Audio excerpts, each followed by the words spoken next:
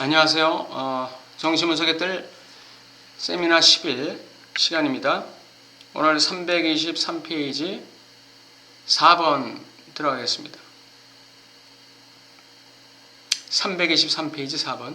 시간이 많이 흘렀기 때문에 오늘은 두 번째 연산에 대해 소개 정도로 그칠 수밖에 없을 것 같은데요. 두 번째 연산은 타자에 대한 주체 관계 순환을 완성시키지만 여기서는 어떤 근본적인 비틀림이 나타납니다. 두 번째 연산은 소외와 분리의 변증법에서 주체 관계 순환을 완성시킨다 그랬습니다. 그러니까 분리가 일어나는 단계다 이 얘기죠. 이 분리가 일어나는 단계에서는 어떤 근본적인 비틀림이 있다. 그것이 특징입니다. 분리의 단계에서는. 첫 번째 연산이 합집합이라는 하위 구조에 바탕을 둔다면 두 번째 연산은 교집합 또는 곱이라 불리는 하위 구조에 기반하고 있습니다. 두 번째 연산은 간극, 가두리 형태와 일치함을 엿볼 수 있는 반월 모양 속에 정확히 위치합니다. 두 번째 연산인 이 분리의 벨은 교집합이라고 말할 수 있겠죠. 그러면서 첫 번째 연산과 합해서 하나의 가두리 형태를 이룬다. 반월 모양 속에 위치한다. 합집합이 있고 교집합이 이렇게 있어요. 그래서 반월 모양이지만 정확히 두 개의 연산은 가두리 형태를 구성하고 있다. 두 집합의 교집합은 두 집합 모두에 속한 원소들로 구성됩니다. 그리고 바로 여기서 주체가 교집합 변증법에 의해 인도되는 두 번째 연산이 발생합니다. 두 집합 모두에게 공통된 요소로 존재하는 게 교집합이겠죠. 두 번째 연산을 정의하는 것도 첫 번째 연산 못지않게 본질적인 작업인데 왜냐하면 바로 두 번째 연산에서 비로소 전이회장이 출현하게 되기 때문입니다. 소의 벨에서는 전이가 일어나지 않는다. 그러나 분리의 벨에, 분리의 장에서는 전이가 일어난다. 이렇게 이야기하고 있어요. 분리의 장에서는 전이가 일어날 수밖에 없는 것은 분리가 바로 주체화라고 하는 하나의 관문이기 때문에 그렇죠. 그러니까 전이에서 어떤 의미 있는 담론이 이루어지는 것이죠. 소의 벨에서는 어떤 무의미한 담론, 즉 주체의 진실과 상관없는 무의미한 담론이 이루어질 수 있을지 몰라도 두 번째 벨, 즉 분리의 벨에서는 주체에게 굉장히 주체화에 의미 있는 그런 이 무의식적 담론이 나타나게 되는 것이죠. 그것이 분리의 특징이죠. 분리라는 것은 주체화를 얘기하는 것입니다. 그렇기 때문에 분리의 벨, 즉 교집합의 벨에서 분리의 벨에서 일어나는 담론은 주체화를 지향하는 담론이 되는 것이죠. 저는 여기서도 또 한번 새로운 용어를 도입해 이 두 번째 연산을 분리라 부르기로 하겠습니다. 세파라레, 즉 분리하다에서 저는 곧바로 세파라레, 자기 자신을 이렇게 나누다 이런 얘기죠. 세파라레 다이성, 이 말이 프랑스에서 갖는 온갖 유동적인 의미들에 대해 생각해 보게 됩니다. 이 말은 옷을 입다, 방어하다, 자신을 지키기 위해 필요한 것을 갖추다 등과 같은 의미로 쓰이며 또한 라틴어 전문가들도 인정하는 바처럼 세파레레, 즉 자신을 산출하다까지 거슬러 올라갈 수 있습니다. 이 수준에서부터 주체는 어떻게 자신을 조달해야 할까요? 조달하다, 프로두세르, 바로 거기에 산출하다를 가리키는 라틴어 어휘의 어원이 있습니다. 재미있게도 인도 유럽어족에서 무엇을 나타를 가리키는 모든 단어들처럼 이것도 역시 법률 용어입니다. 해산이라는 말 자체가 어원상 아이를 남편에게 조달하다라는 법률적이고 사회적인 조작을 의미하는 말에 기원을 두고 있죠. 네. 세파라레는 주체를 산출시키다라는 뜻이죠. 주체를 산출시키다, 주체를 만들다, 주체를 창조하다 이런 뜻인데 생산하다 이런 뜻인데 우리는 여기서 주체를 자신을 산출하는 것이 어떤 의미인지를 알아봐야겠어요. 거세의 마지막 단계인데, 첫째는 주체의 과거, 주체의 과거를 주체화할 수 있어야 됩니다. 과거가 역사화되지 않으면, 주체화되지 않으면 과거는 나의 역사 속에 포함될 수가 없는 거예요. 이게 모나드의 시간이고 아이온의 시간이고 그노시스의 시간이라고 그랬죠. 아감벤이 얘기하는. 그리고 이것이 상징화라고 얘기했습니다. 과거의 상징화. 그러니까 과거의 나의 그 상처, 과거의 나의 트라우마적인 어떤 경험, 사건, 기억, 사람, 어떤 단어, 이런 것들을 내가 상징화시키지 못하면 과거의 주체화가 이루어지지 않는 거예요. 그러니까 주체화를 이루고 있다는 얘기는 과거를 역사화하고 있다는 얘기와 같은 얘기예요. 나의 과거를 상징화하고 있다는 얘기와 같은 것이죠. 왜 과거를 굳이 상징화해야 할까요? 코아처럼 그냥 꿈을 가지고 미래로 나갈 수 있으면 되는 거 아닐까요? 왜 과거를 굳이 그렇게 상징화하고 역사화하려고 그렇게 몸부림을 칠까요? 그 어려운 작업, 고통스러운 작업을 굳이 하려고 할까요? 과거가 현재와 미래의 나를 발목 잡고 있기 때문에 그래요. 과거가 현재와 미래를 발목 잡는 구조가 해결되지 않고는 나의 현재와 미래가 창조적으로 나갈 수가 없기 때문에 그래요. 산출이 제대로 이루어질 수가 없기 때문에 그렇죠. 그래서 우리는 과거를 반드시 상징화, 역사화시켜야 한다. 이것이 과거의 주체화입니다. 현재를 주체화한다는 건 무슨 얘기죠? 현재 나의 결여의 두 발을 딛고 이 결여로부터 내가 어떤 삶을 살아야 할 것인가, 어떤 욕망을 지향해야 할 것인가, 어떤 욕망을 발현해야 할 것인가. 이 현실이라는 상징계에서 나의 결여에 두 발을 굳게 딛고 나는 어떤 욕망의 주체로 나 자신을 발현해야 할 것인가, 산출해야 할 것인가. 이것을 고민하는 게 현재의 주체화입니다. 현재를 주체화하는 것이죠.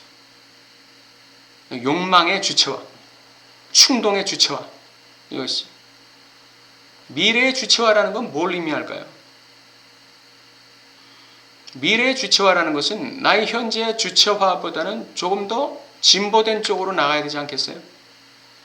미래를 주체화한다는 것은 결국 주체가 자신을 윤리적인 위치, 다시 말하면 실제계적인 위상에 자기 자신을 상정하는 것을 얘기하는 것입니다.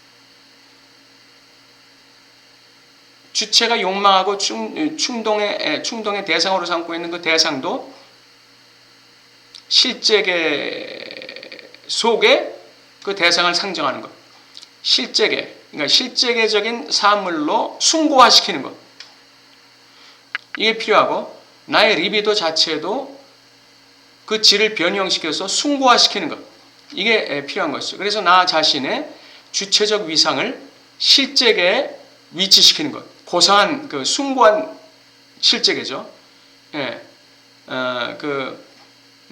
비천한 실제계가 아니라 숭고한 고상한 실제계의 주체를 상정해 나가는 그러한 과정이 이게 미래지향적으로 이루어질 때 우리는 미래를 주체화한다 이렇게 얘기할 수가 있겠습니다.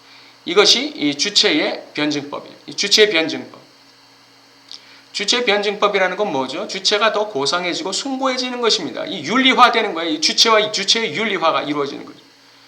주체의 윤리화가 이루어진다는 것은 윤리적인 욕망, 즉 이 세상에서 먹고 사는 문제에 국한된 욕망에서 보다 더 의미가 있고 숭고한 욕망으로 나가는 것이죠. 그것은 쾌락 원칙과 현실 원칙을 넘어서는 실제계를 지향하는 주체의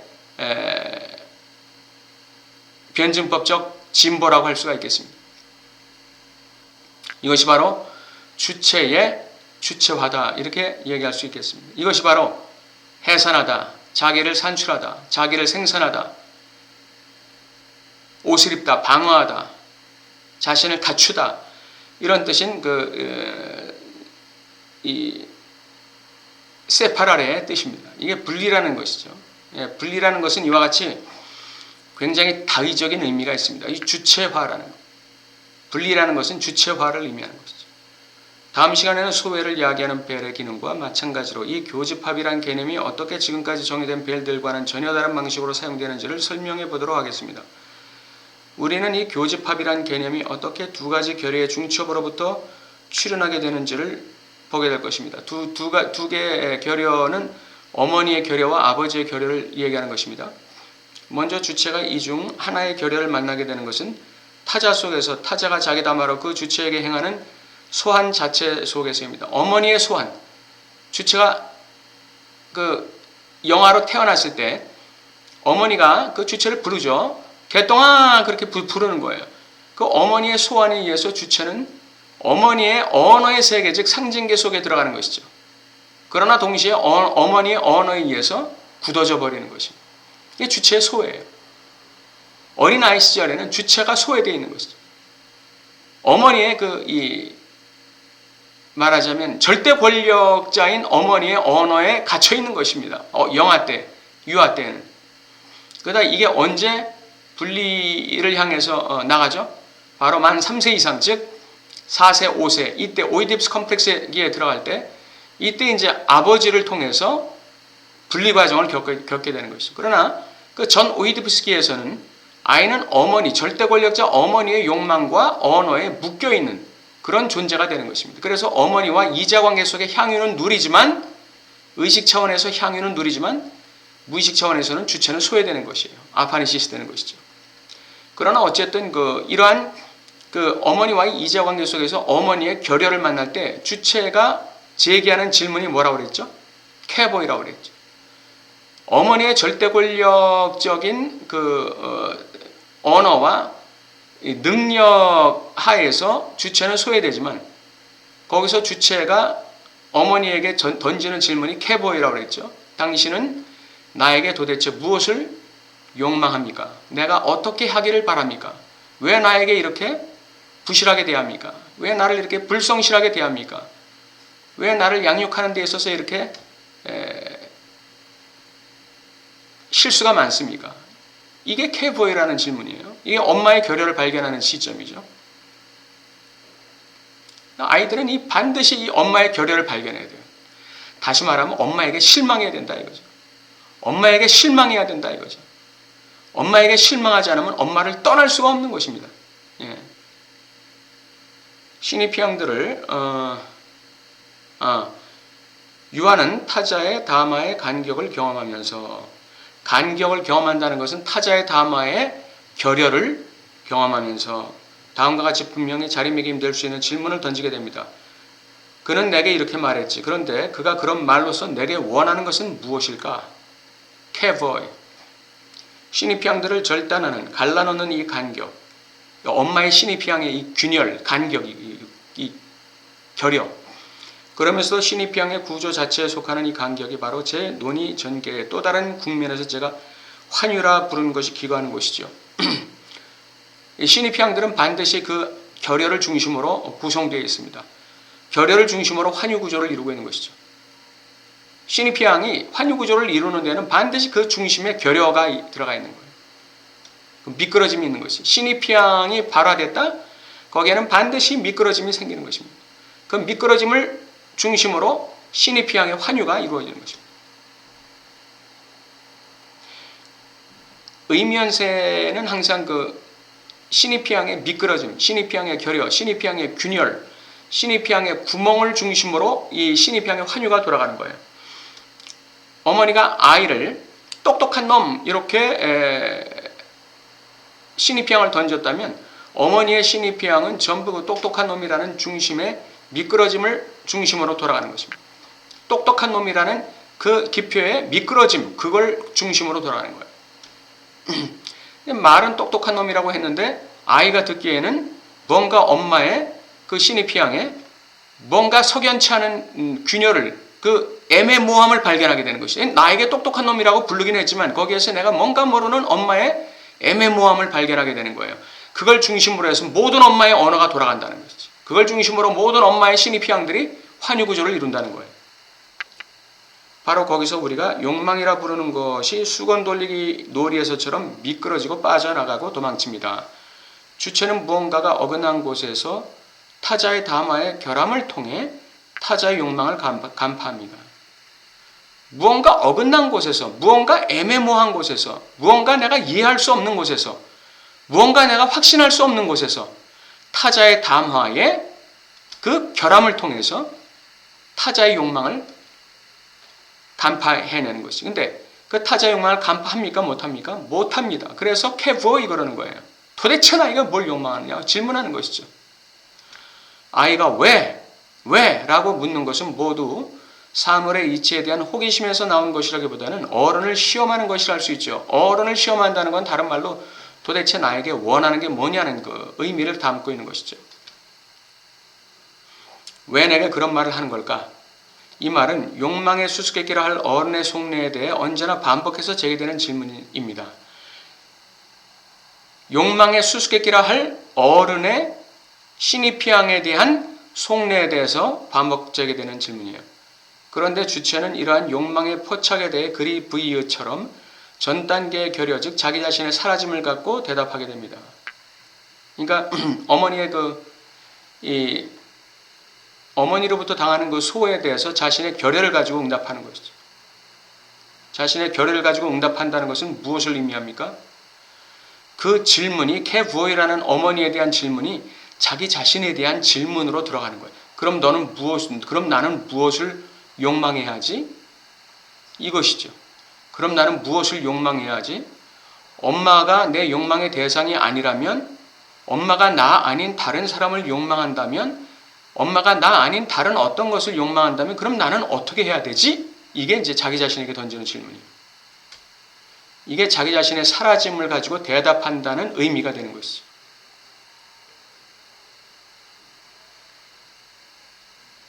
지금까지는 내가 주체적으로 욕망할 필요가 없었어요. 왜? 엄마와 관계 속에서 모든 게 다 해결됐기 때문에.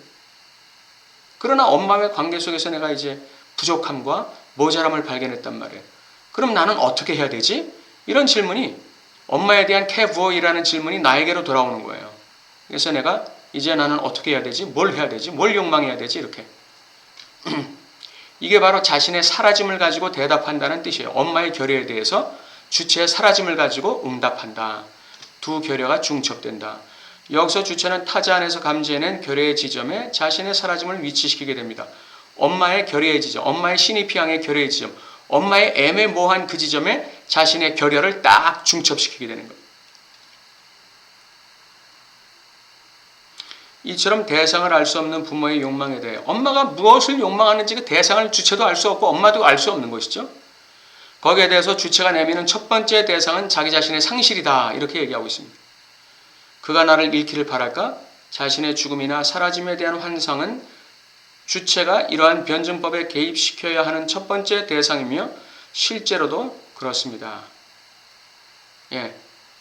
이거는 엄마가 자기 자신에 대해서 대하는 태도나 손길이 결여가 있고 부족함이 있고 불성실이 있다는 것 자체가 자신의 죽음이나 사라짐에 대한 환상으로 들어가는 거예요. 엄마가 내가 원하는 걸 안 주고 원하는 때에 안 주고 원하는 만큼 안 주는 그 엄마에 대한 좌절이 유아라는 주체 자신의 죽음이나 사라짐에 대한 환상으로 들어가는 거죠. 이것은 바로 주체가 이러한 변증법에 개입시켜야 하는 첫 번째 대상이며 실제로도 그렇습니다. 뭐가? 알 수 없는 그 대상. 알 수 없는 그 대상. 엄마의 욕망의 대상. 그 알 수 없는 대상이 바로 나의 대상이 되는 거예요. 나의 욕망의 대상이 되는 것이죠. 이는 수많은 사례들을 통해 알 수 있죠. 신경증 거식증, 신경성 거식증, 멘탈릭 아노렉시아. 신경성 거식증만 해도 그렇지 않나요? 왜 거식증이 생기죠? 엄마에게 실망이기 때문에 엄마가 주는 거 싫은 거죠. 그냥 거식하는 거예요. 엄마가 주는 우유 깔짝깔짝대고 먹지 않는 것이죠. 엄마가 주는 이유식 깔짝깔짝대고 안 먹는 거죠. 엄마에게 좌절했다 이거죠. 엄마가 주는 거 싫다 이거죠. 이제. 독사과 먹기 싫다 이거죠. 또한 부모와의 애정관계 속에서 흔히 아이가 자신의 죽음에 대한 환상을 갖는다는 것도 익히 알려진 사실입니다. 이제 부모의 그 결여를 그러니까 부모의 결여를 발견하기 전에는 아이는 엄마에게 함입되는 환상을 갖습니다. 이게 이제 자기 그 멸절의 환상이에요. 클라인 용어로 말하면 자기 멸절의 환상. 그런데 엄마에게서 결여를 발견한 이후에 갖는 환상, 이거는 엄마가 나를 공격해서 죽인다, 이 환상이 되는 것이죠. 전에 엄마에게서 결여를 발견하지 못했을 때에는 엄마가 나를 집어삼킨다, 먹어삼킨다는 함입 환상을 갖는 거예요. 자기 멸절의 환상을 갖는 거예요. 그러나 이제 엄마에게 결여를 발견하고 균열을 발견하고 부족함을 발견했을 때에는 엄마가 나를 공격한다는 이 공격 환상을 갖게 되는 거예요. 엄마가 나를 공격해서 죽인다는 환상을 갖게 되는 것이죠. 하나의 결여가 또 다른 결여와 중첩됩니다. 여기서 또 다른 결여라는 것은 아버지와의 결여를, 아버지에게서의 결여를 얘기하는 것이죠. 따라서 주체의 욕망과 타자의 욕망, 오래전부터 저는 이 둘이 서로 같은 것임을 지적해왔죠. 이 둘 사이의 이음새를 이루는 욕망의 대상들의 변증법은 욕망에는 직접적인 응답이 주어지지 않는다는 사실을 경유해야 합니다. 다음 시점에 촉발된 결여에 대한 응답으로 쓰이는 것은 바로 앞 시점에서 생겨난 결여입니다. 아버지한테 갔어요. 이제 엄마한테 좌절하고 아버지한테 갔어요. 근데 아버지에게서도 결여가 발생하는 거예요. 왜? 아버지는 법이거든요. 법과 상징과 문화와 규칙과 규범과 그 금기를 가지고 있는 존재가 아빠거든요. 그러니까 아빠와의 관계가 엄마와의 관계처럼 그렇게 매끄럽고 향락적이지가 않은 거예요. 아빠로부터 오는 게 다 껄끄러운 거예요. 잔소리같이 여겨지고 위협적으로 여겨지고 그 아버지의 말을 듣지 않으면 의도 터질 것 같고 공격당할 것 같고 한 그런 아버지의 그 존재 자체에 대한 그 결여 또는 아버지의 신입피양의 그 결여를 발견하게 되는 거예요. 그러면서 주체는 그 결여에 대해서 자기가 이미 체험했던, 엄마를 통해 이미 체험하고 있던 그 결여를 가지고 그래, 엄마도 나를 좌절시켰지. 아빠도 별 수가 없구만.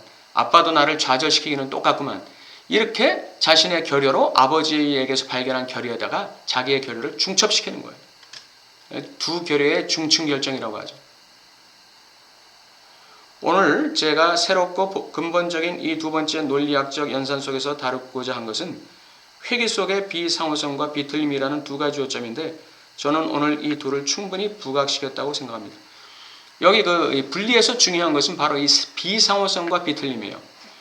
아이는 엄마의 욕망도 접수했고 아빠에게 가서 아빠의 욕망도 접수한 거예요. 왜? 아빠는 법이고 문화이기 때문에 아빠는 세상으로 나가는 관문이기 때문에 내가 어떻게 세상에서 주체적으로 살아야 하는지를 가르쳐주는 존재예요. 근데 나는 지금 내 꼬라지를 볼 때에는 내 꼴을 볼 때는 세상에서 아빠가 나에게 가르쳐준 대로 살 도리가 없어요. 능력도 없고 지혜도 없어요.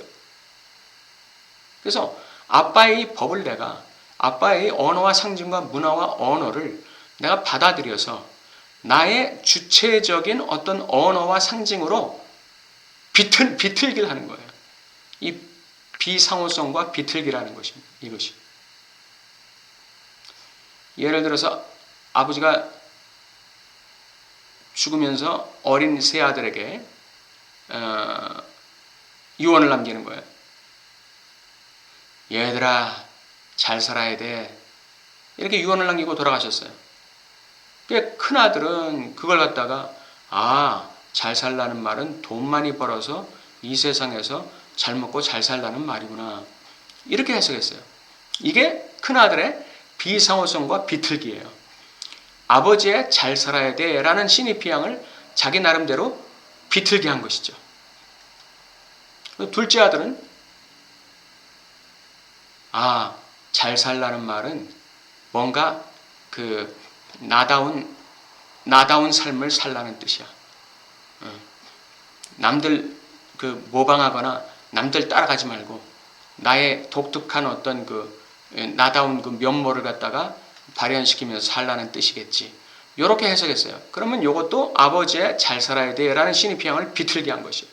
둘째 아들의 주체화를 시킨 것이죠. 이게 분리예요. 이게. 셋째 아들은 아버지의 그 유언인 잘 살아야 돼 이 말을 형제간에 화목하게 살아야 돼 요 말로 해석했어요. 이것도 셋째 아들의 주체적인 비틀기가 되는 것이죠.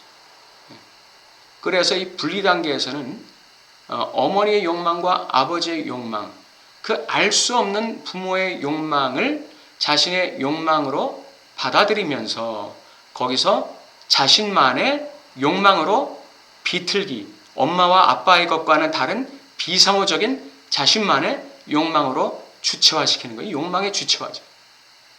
이것이 일어나는 지점이 바로 분리의 지점이다. 이렇게 얘기할 수가 있겠습니다. 326페이지 질의응답까지 하겠습니다. 자칼렉 밀레, 주체는 자기 외부에 있는 장에서 탄생하고 그 장에 의해 구성되며 그 장에서 질서를 부여받은 것으로 정의되었는데요. 그렇죠. 타자의 장에서 태어나고 타자의 장에서 자신의 위상이 구성되고 타자의 장에서 자신의 욕망이 구성되는 것이죠. 어쨌든 선생님께서 이 주체의 소외와 자기의식의 소외에 의해 근본적으로 구분된다는 주체의 소외와 자기의식의 소외가 근본적으로 구분된다는 것을 보여주실 의향은 없인지요. 한마디로 락강은 해겔에 반하는 것으로 이해해야 하는 것이 아닐까요? 그러니까 락강의 대답입니다. 아주 좋은 지적을 해주셨습니다. 최근에 앙드레 그린이 제게 했던 말과는 정반대로군요. 그는 제게 다가와 예의상으로나마 악수를 청하더니 이렇게 말하더군요. 구조주의의 죽음이라 당신은 해겔의 아들이군요. 저는 그의 말에 동의할 수 없습니다. 저는 해겔에 반하는 락강이라는 선생의 말씀이 자칼렉 밀레의 말씀이 훨씬 더 진실에 가깝다고 생각합니다. 물론 여기서 철학적인 논쟁을 할 생각은 전혀 없지만 말입니다. 해겔의 아들이 아닌 이유는 다음 장에서 나옵니다. 그때 천천히 보도록 하고 그린 박사, 아들은 아비를 죽이지 않습니까? 자, 오늘 여기서 자칼렉 밀레가 주체의 소외와 자기의식의 소외가 근본적으로 구분된다는 것을 보여주실 의향이 없느냐 이렇게 락강에게 질문했는데 그래서 주체의 소외라는 것은 아까 말씀드린 대로 엄마의 소환에 의해서 주체의 아파니시스 이것이 주체의 소외라고 했죠. 예. 그리고 엄마의 신입피양들의 그 균열 속에서 주체가 소외된다고 그랬죠. 좌절과 절망을 느끼면서 엄마에게 그 공격당하는 것 같은 그 죽음의 환상을 갖게 되는 것, 이게 이제 주체의 소외란 말이죠. 예. 그리고 이제 또 하나의 소외가 일어나죠. 그러면서 동시에 이 분리가 일어나는데 그것은 아빠의 부명으로부터의 소외죠. 아빠의 이 요구, 아빠의 욕망을 받아들이는 주체는 자기가 아빠의 욕망, 요구를 들어줄 수 없다는 데 대한 무기력감을 느끼는 거예요. 이게 주체의 소외예요. 무력감을 느끼는 것이죠. 그러면서 한편으로 그러면 나는 내 수준에서 지금 내가 뭘 해야 되지? 이렇게 질문을 던지면서 이제 아빠의 욕망을 주체가 현실 속에서 실현해 나가는 것이죠. 예. 이게 주체의 소외예요. 그러면서 동시에 분리가 이루어지는 것이죠. 자기의식의 소외라는 것은 자기가 신입피양에 의해서 소외되었다는 것을 의식하는 것인데 이것이 안 되는 거예요. 자기의식, 자의식, 자기가 타자의 신입피양에 의해서 소외됐다는 그 사실을 의식하는 것이 자의식인데 여기에서 소외됐다는 것은 뭐예요? 그걸 느끼지 못하는 것이죠. 지각하지 못하는 거예요. 자기의 아파니시스를 지각하지 못하는 거예요. 이게 자기의식의 소외라는 것이죠. 오늘은 이 주체가 분리의 과정을 겪으면서 그 분리가 된다는 것이 어떤 의미고 그 분리하는 과정 속에서 주체는 대타자의 결여와 자기의 그 결여를 중첩시키면서 거기서 욕망의 주체로 탄생하는 그 과정에 대해서 알아봤습니다. 감사합니다.